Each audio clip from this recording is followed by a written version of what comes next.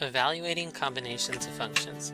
So in a previous video I showed how you could add functions together and subtract functions and multiply fractions. In this video I'm going to show you that you could evaluate values inside of functions after you combine them in some way, like through addition, subtraction, or multiplication. And I also wanted to introduce this other type of notation that you might see, just so you kind of get used to it. So this f plus g of 2, it's really the same thing as, taking, so f plus g of x is the same thing as saying f of x plus g of x. And when we have this g minus h of x is the same thing as g of x minus h of x. And lastly, forgot to put the little multiplication symbol there. F times g of x is the same thing as f of x times g of x. Now let's get to the actually evaluation part. So some people might prefer to find f plus g of x first and then plug in 2. So first I'm going to kind of show you both ways. Let's find f of x plus g of x. Great, so we have f of x, and in the last video I kind of showed you I like to just kind of plop it in right below it. So f of x I can replace with 3x minus 5 plus, and I can pop in g of x, which is 2x plus 3. And then it's just a matter of simplifying. So the 3x and the plus 2x gives me a 5x, and then the minus 5 and the plus 3 gives me a negative 2. And so this is equal to f of x plus g of x. And then we want to evaluate this at 2. So we could just then, at that point, plug in 2 every time we see an x. And that's where sometimes this other notation is kind of nice, because what we really found was f plus g of x. So we could say, well, what's f plus g at 2? I plug in 2. F of 2 minus 2. That gives me 10 minus 2, which is equal to 8.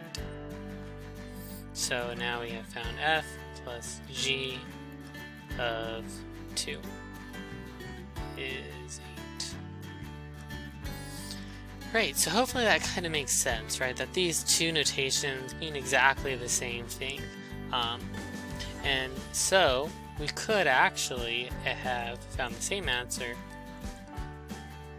by doing this. So I could say, well, what is, f of 2? Well, let's go grab f plus 3x minus 5. So you're just replacing what the x was with the 2. This gives us 6 minus 5, or 1. We could find g of 2. So g was 2x plus 3. Again, I like to just put a little parentheses, and I'm kind of just plopping in what they're telling me. 4 plus 3 is 7. Now I could go back here and say, okay, well, what are these? f of 2 is 1, plus g of 2 was 7, and that gives me 8. And this is exactly what we found earlier. So again, you could actually find f plus g of x first, or f of x plus g of x, then plug in the value you want to evaluate. Or you could plug in the value you want to evaluate right away into each function and then do the combination after, and both will give you exactly the same answer. Let's look at the next example. Alright, so let's just evaluate this the kind of old-fashioned way, which is I'm going to find g minus h of x, and then I'm going to evaluate it at 2. And sometimes this approach is nicer, because what if they ask you to evaluate it at several different values? What if they want you to evaluate it at -1, at 5, and at 7? If you plug in the value of those values first and then just get the answer, it's only going to work that one time. But if you have the general kind of equation for g minus h of x, then you could use that to evaluate several different values if you wanted to. So what was g of x? It was 2x plus 3.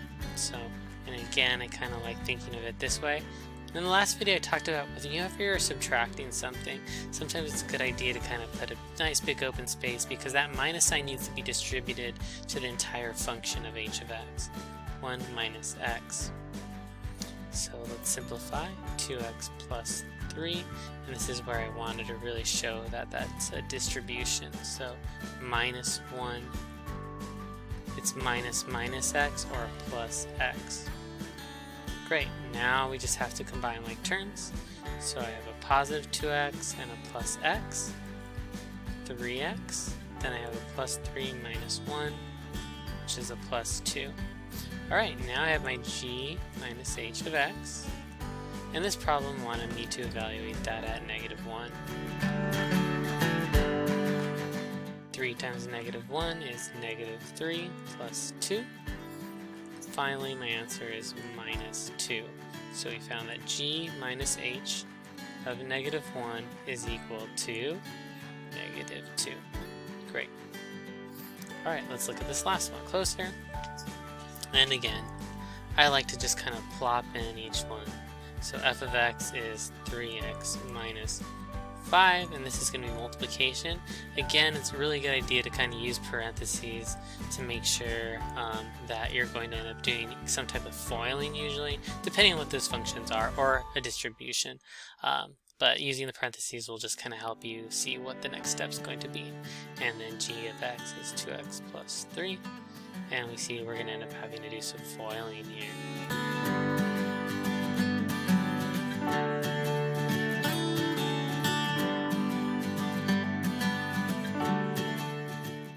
Have to combine like terms. We see we combine these middle two. And this was for f times g of x. I have a general kind of statement. And I could get rid of the 1, right? If you want, nothing wrong with having the 1 there, but not commonly included. Now we wanted to actually evaluate this at 3. Notice this dot here too. I do want to point out it's not the same thing as f with an open circle.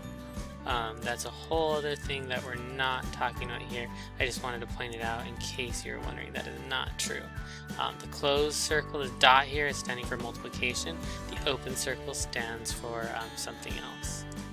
Alright, let's plug in. So again, it's my practice to kind of I like to put these open little parentheses and then just place in what they're replacing for x. So in this case it's 3. So 3 times 3 is 9, minus 3 minus 15. 6 times 9 is 54, minus 3 minus 15. You could take these two at a time, but the final answer will be 36.